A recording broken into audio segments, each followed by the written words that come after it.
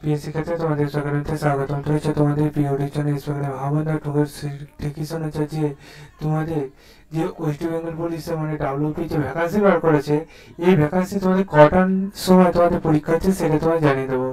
ঠিক আছে বন্ধুরা, এবং ভিডিওটা তোমরা শেয়ার করে দাও, লাইক করো, কমেন্ট করো। ঠিক আছে বন্ধুরা, তোমাদের এই যে ভ্যাকান্সি বার করেছে, ভ্যাকান্সি তোমাদের ডিটেলসে তোমাদের আলোচনা করে দিচ্ছি যে কটার সময় তোমাদের এক্সামিনেশন হবে।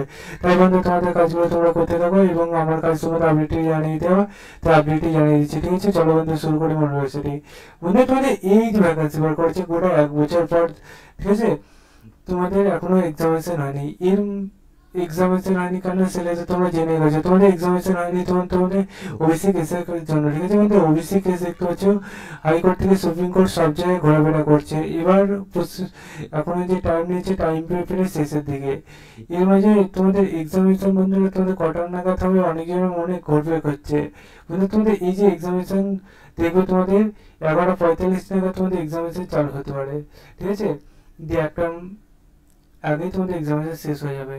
বন্ধু, মানে তোমাদের এক্সামিনেশন তোমাদের যখন হবে রিপোর্টিং টাইম দেবে 10টা থেকে 11টার মধ্যে দেবে, এবং 12টা থেকে তোমার 11:45 বা 12টা থেকে এক্সামিনেশন চালু হচ্ছে, দিয়ে 1টার মধ্যে পরীক্ষা তোমাদের এক্সামিনেশন শেষ।